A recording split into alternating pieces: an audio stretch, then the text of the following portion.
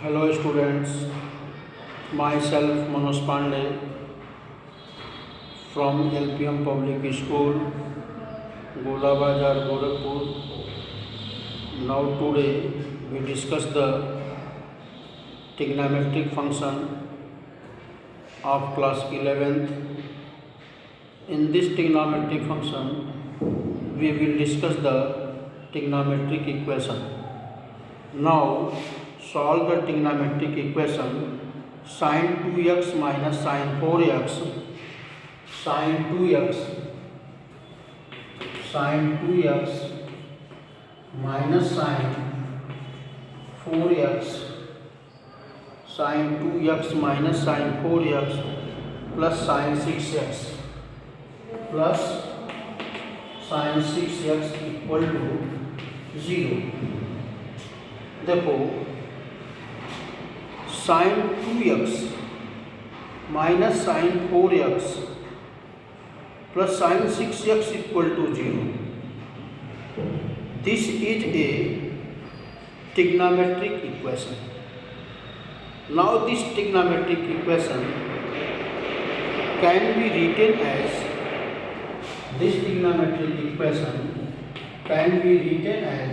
sin 6x plus sin 2x minus sin 4x equal to 0, and we apply in this as the formula of sin c plus sin d.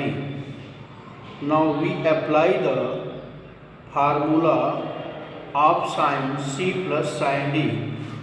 Now we write the formula sin c plus sin d equal to 2 sin c plus d by 2 and cos c minus d by 2. Now we apply this formula in this equation. इस फार्मूले को हम इस equation में apply करेंगे. Apply करने के बाद तो चलो पहले अप्लाई कर लेते हैं.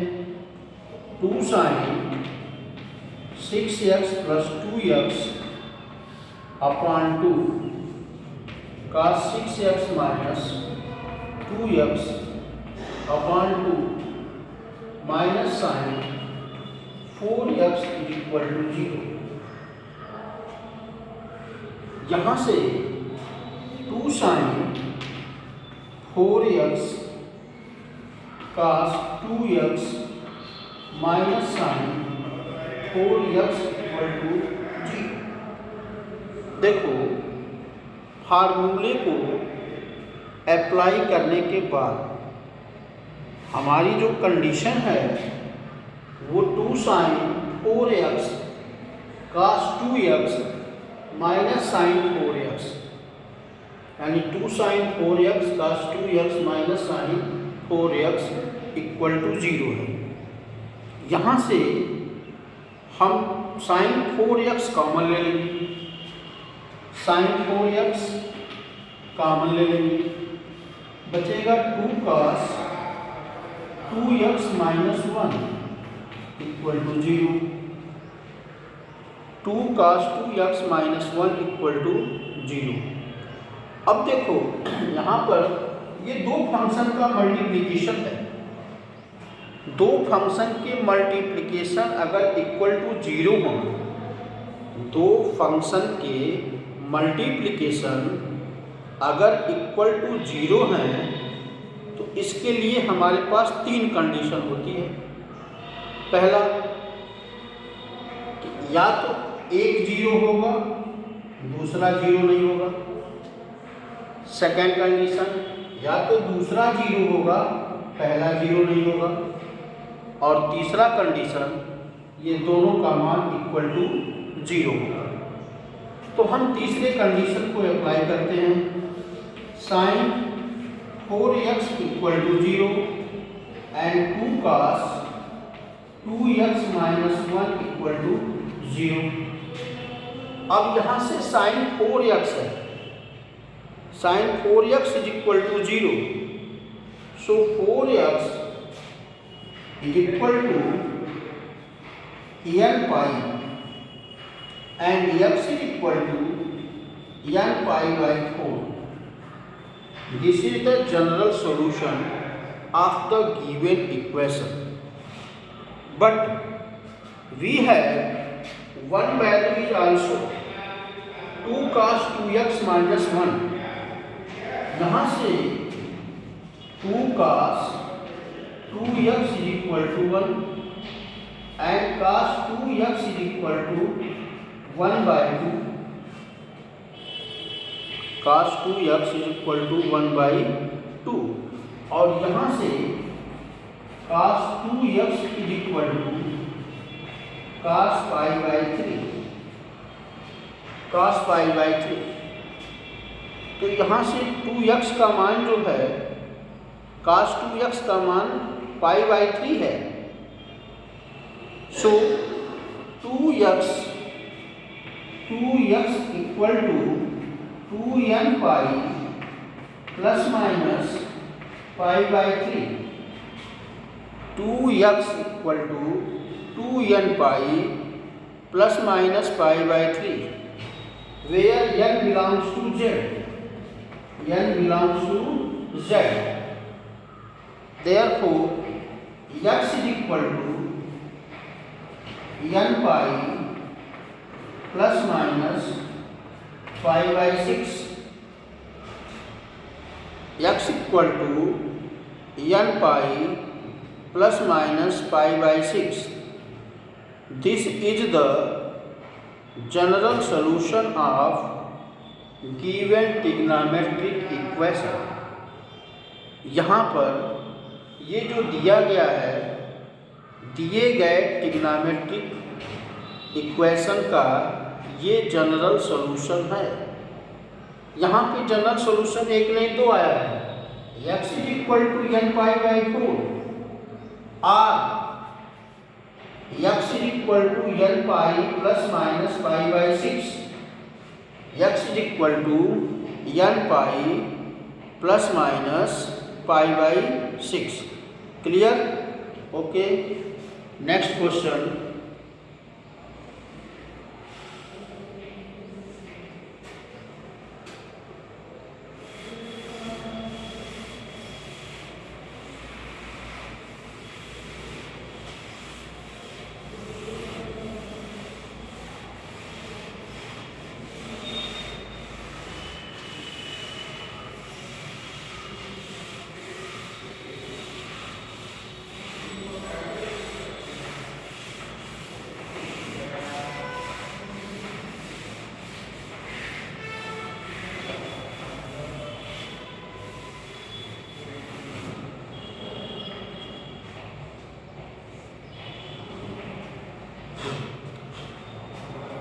Next question.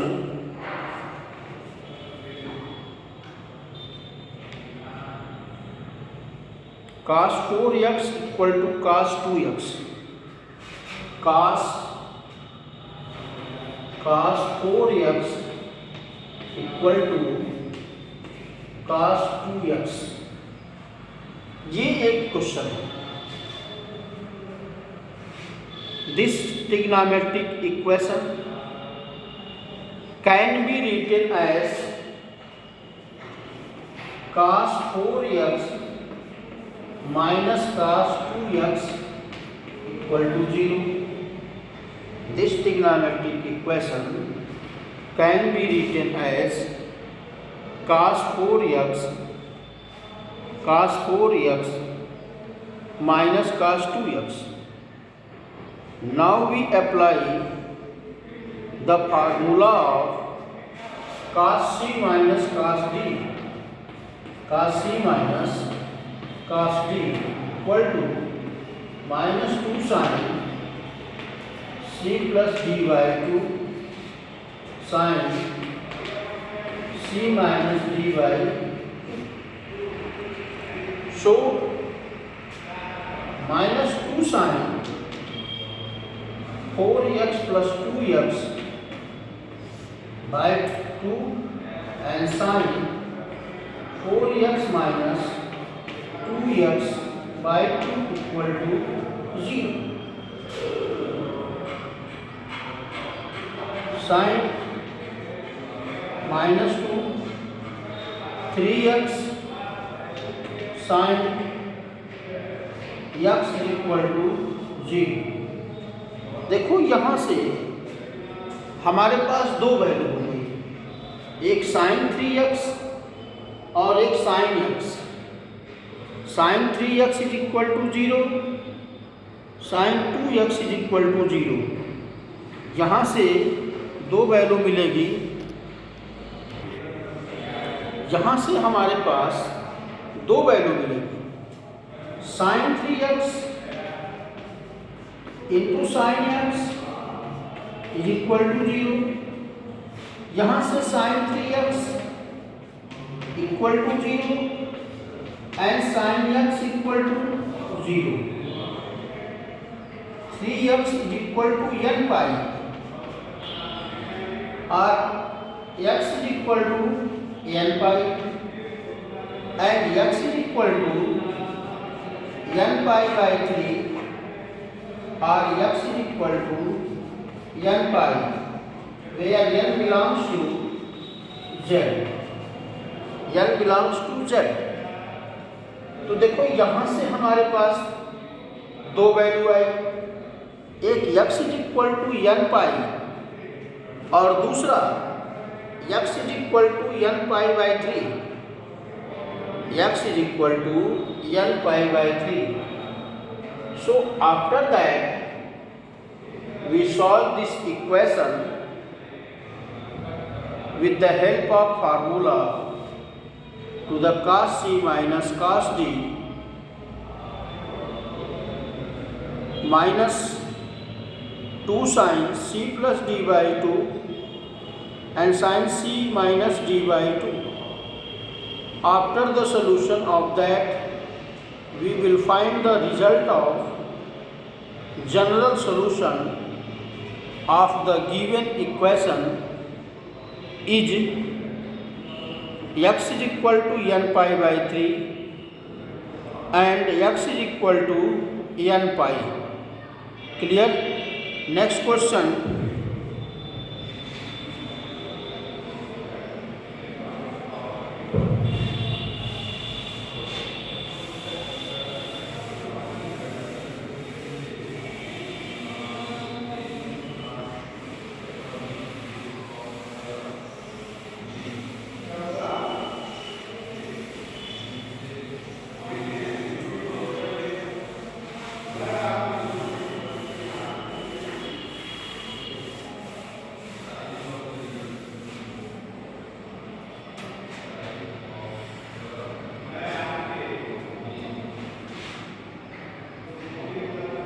cos 3x plus cos x minus cos 2x. cos 3x plus cos x minus cos 2x is equal to 0. यहाँ से जो है इसकी ये एक ट्रिग्नोमेट्रिक इक्वेशन है. अब इस ट्रिग्नोमेट्रिक इक्वेशन को हमें सिंप्लीफाई करना है. cos c plus cos d का फार्मूला अप्लाई किया जा सकता है. cos c plus cos d का फार्मूला अप्लाई किया जा सकता है. तो चलो cos c plus cos d के फार्मूले लिख लो. cos c plus cos d equal to 2 cos c plus d by 2 cos c minus d by 2. Now 2 cos 3x plus x by 2 and cos 3x minus x by 2 minus cos 2x equal to 0. So 2 cos 2x cos x minus cos 2x equal to 0। ये 2 cos 2x cos x minus cos 2x is equal to 0। cos 2x को common कर लो, ये हो जाएगा 2 cos x minus 1 equal to 0 and cos 2x is equal to 0 and 2 cos x minus 1 equal to 0। जहाँ पर ये देखो कि यहाँ पर हमारे पास जो वैल्यू है cos 2x is equal to 0 and cos 2x is equal to minus 1, यहाँ से जो हमें रिजल्ट मिलेगा, जो रिजल्ट हमें मिलेगा यहाँ से, वो रिजल्ट क्या होगा? हमें जो है यहाँ से जो भी रिजल्ट मिलेगा cos 2x is equal to 0, वो क्या होगा?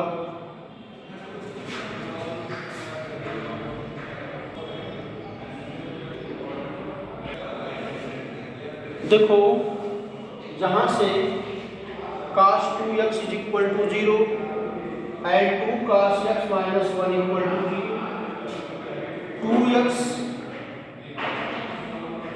2x is equal to 2n plus 1 pi by 2 and x is equal to 2n plus 1 and pi by 4।